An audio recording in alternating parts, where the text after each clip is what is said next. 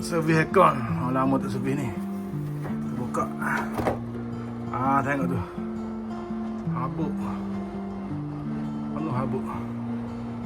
Okey, kita cabut.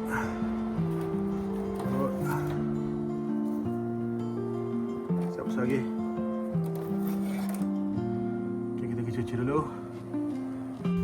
Okey, kita nak cuci aircon. Cuci penapis dia ni. Okey dah. Buai ya. Mai pun okey dah. Kita sembuh air. Buang.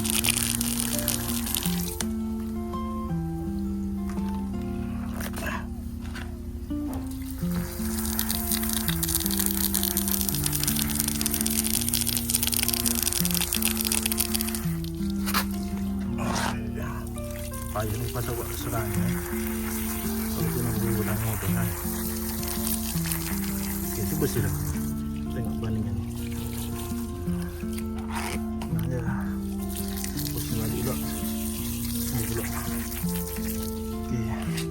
Yang ni kita cuba sembuh kat ni pula dah. Tengok mana lagi mudah. Okey. Kalau guna dua tangan sini lah. Buat serangnya susah sikit.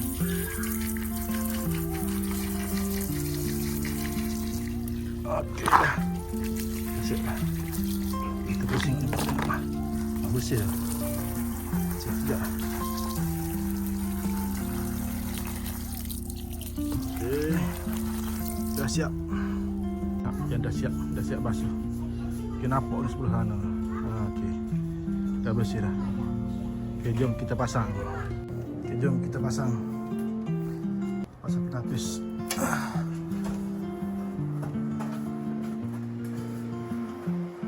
Okey, tutup satu dulu. Masuk sini ya. Plug ni. Okey dah, masuk dah satu. Sini terus yang kedua.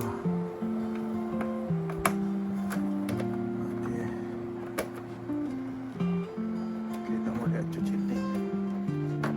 Sikit-sikit. Cuci sikit.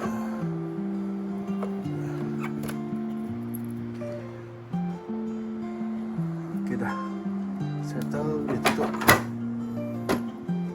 Dia tutup. Okey. Siap. Tak ada dah bunyi bising ni tadi. Bunyi bising. Sekarang dah tak bunyi bising dah. Dia dah bersih.